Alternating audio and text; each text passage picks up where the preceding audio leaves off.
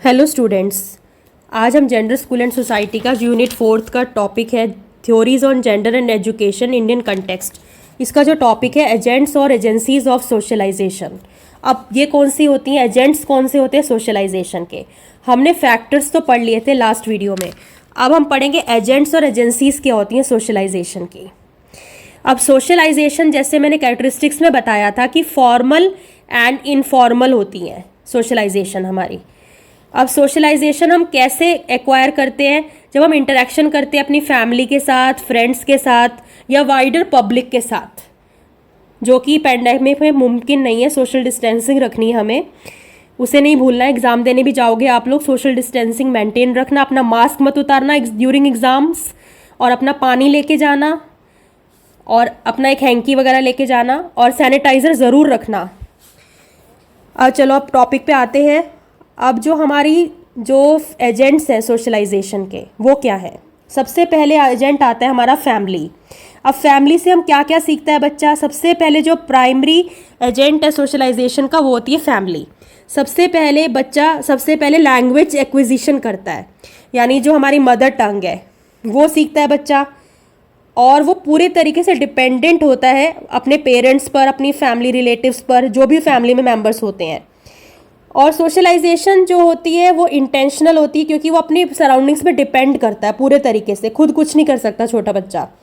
उसके बाद आती है जेंडर सोशलाइजेशन, यानी अपनी मम्मा से करेगा इंटरेक्शन, पापा से करेगा, अगर कोई सिबलिंग है तो उससे करेगा इंटरेक्शन।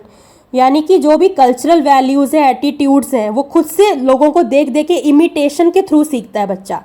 यानी रिलेशनशिप्स क्या होते हैं, रूल्स क्या होते हैं, इनिशियल सोशल इंटरेक्शंस क्या होते हैं, मॉरल्स क्या होते हैं, रोल मॉडल्स क्या होते हैं, बिहेवियर कैसा है।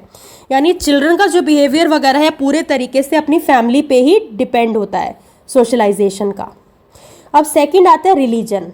अब रिलीजन से हम क्या सीखते हैं, हमारे ट्रेडिशन सीखते हैं, हमारी जो एथनिसिटी है यानी हमारी कल्चरल कैटेगरी कैसी है, यानी कि रिलीजियस एफिलिएशंस क्या है, हमें क्या करना चाहिए अकॉर्डिंग टू आवर रिलीजन या क्या नहीं करना चाहिए।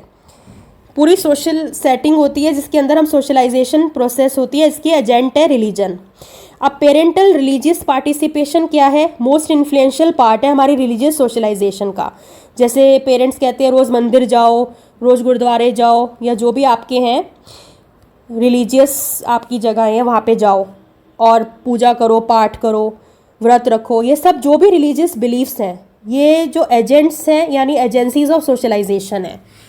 अब पीयर ग्रुप आता है थर्ड एजेंट। अब पीयर ग्रुप क्या होता है, सोशल ग्रुप होता है जो कि हमारे अकॉर्डिंग, हमारे इंटरेस्ट के अकॉर्डिंग हम बनाते हैं। यानी अगर किसी के कोई इंटरेस्ट कॉमन है या कोई सोशल पोजीशन कॉमन है या एज कॉमन है। अब जहाँ पे चिल्ड्रन जो है वो खुद से मतलब सुपरवाइज भी कर सकता है, फॉर्म कर सकता है रिलेशनशिप्स ऑन देयर ओन। अब पीयर ग्रुप जो है वो एडोलेसेंस एज में ज़्यादा काम आता है, क्योंकि हम जो होते हैं टीनेजर्स, तो उसके अकॉर्डिंग हम दोस्ती करते हैं, और जैसे कि किसी के इंटरेस्ट वगैरह मिलते हैं जो कि हमारी फैमिली से अलग होती है। फैमिली एक समझ लो, पीयर ग्रुप हमारे फ्रेंड सर्कल हो गया। अब फोर्थ आता है हमारा इकोनॉमिक सिस्टम्स। अब सोशलाइजेशन का एक एजेंट जो है इकोनॉमिक सिस्टम भी है, यानी जो भी हम लर्निंग करते हैं, जो भी हम लर्निंग प्रोसेस है, जो भी हमारे इकोनॉमिक डिसीशंस हैं उस पर डिपेंड करती है। यानी जितना पैसा होगा उतना ही हम आगे लर्निंग कर पाएंगे, फर्दर स्टडीज़ कर पाएंगे। यानी सोशलाइजेशन जो है बहुत ही ज़्यादा इम्पैक्ट डालती है, यानी एक्सेप्टेबल अल्टरनेटिव्स देती है हमें कंजप्शन के, हमारे सोशल वैल्यूज़ के, जो हमारा nature of involvement in consumption. Socialization describes two very different ways in which society can become more social. अब अंडर कैपिटलिज्म क्या है, there is a trend toward growing centralisation. कि कैपिटलिज्म क्या सिखाता है कि हमें अपने सेंट्रलाइजेशन कर लेना है और अपनी जो प्लानिंग है वो ग्लोबल होनी चाहिए, और हमें एक ऐसा प्लेस लेना है जिस पे हम टॉप डाउन होता है। और सोशलिज्म क्या होता है, process is subjected to a democratic control from below by the people and their communities. अब आते हैं लीगल सिस्टम्स। अब लीगल सिस्टम भी इंपॉर्टेंट है, एजेंट है सोशलाइजेशन का। चिल्ड्रन को हम प्रेशर करते हैं from both parents and peers to conform and obey certain laws और नॉर्म्स ऑफ द ग्रुप और कम्युनिटी। यानी हमारे पेरेंट्स भी हम प्रेशराइज करते हैं और हमारे पीयर ग्रुप भी करते हैं कि कुछ अगर सोसाइटी के कुछ नॉर्म्स हैं, कुछ वैल्यूज़ हैं, उनको कॉन्फॉर्म करें, उनके अनुसार हमें चलना है to become a member of that group. अब पेरेंट्स के जो एटीट्यूड है टुवर्ड्स लीगल सिस्टम्स, वो भी इन्फ्लुएंस करते हैं चिल्ड्रन के व्यू को कि क्या लीगली एक्सेप्टेबल है या नहीं है। अब हर कल्चर में डिफरेंट होता है क्या चीज़ एक्सेप्टेबल है क्या नहीं है। अब आता है मास मीडिया। अब मास मीडिया भी है एक इम्पॉर्टेंट एजेंट ऑफ सोशलाइजेशन।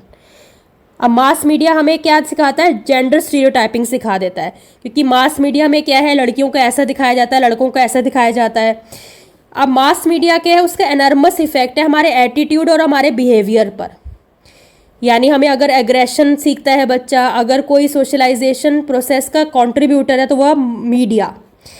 अब मीडिया, मास मीडिया में सब कुछ आ जाता है। अब मीडिया जो है हमें नॉर्म्स वगैरह टीच करता है, हमें वैल्यूज़ टीच करवाता है कि हम कैसे क्या चीज़ फॉलो करें क्या ना करें, क्या रिसेंट ट्रेंड्स में चल रहा है। यानी different kinds of behaviours show होते हैं थ्रू द मीडिया। अब आता है गवर्नमेंट।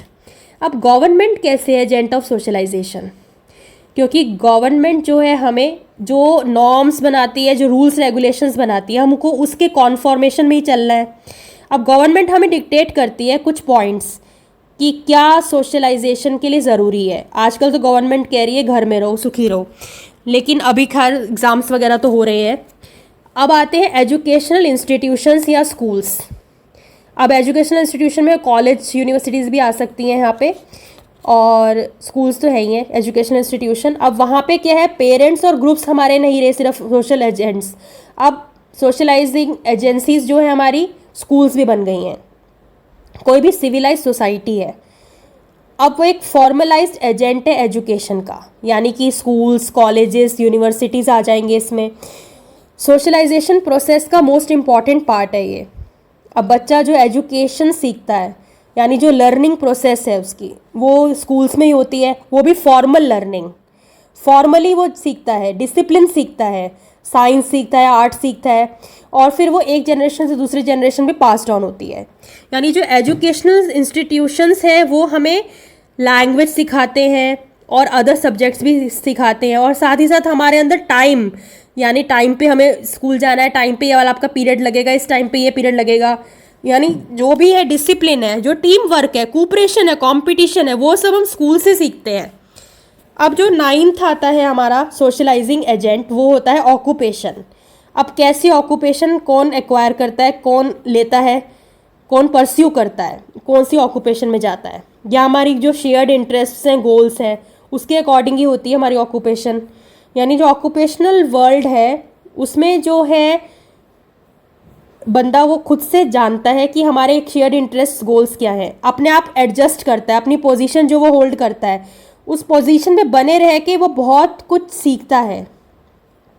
अदर वर्कर से भी सीखता है, जो उसके लोअर पोजीशन पे है उनसे भी सीखता है, जो हायर पोजीशन पे उनसे भी सीखता है। अब जब कोई वर्किंग करता है तो इंडिविजुअल क्या है, एक कोऑपरेशन वाले रिलेशन में जाता है जिसके अंदर बहुत सारे स्पेशलाइजेशन टास्क्स होते हैं और साथ ही साथ क्लास डिविजन्स भी होते हैं। अब सोर्स ऑफ इनकम भी आती है उसकी उससे, और उसकी एक आइडेंटिटी भी और स्टेटस भी जो सोसाइटी में है, पूरी सोसाइटी में वो डेवलप होता है थ्रू ऑक्यूपेशन। ये जो हमारे 9 एजेंट्स हैं यानी एजेंसीज ऑफ सोशलाइजेशन है। अब जो नेक्स्ट टॉपिक है जेंडर सोशलाइजेशन, ये हम नेक्स्ट वीडियो में डिस्कस करेंगे। Thanks for watching.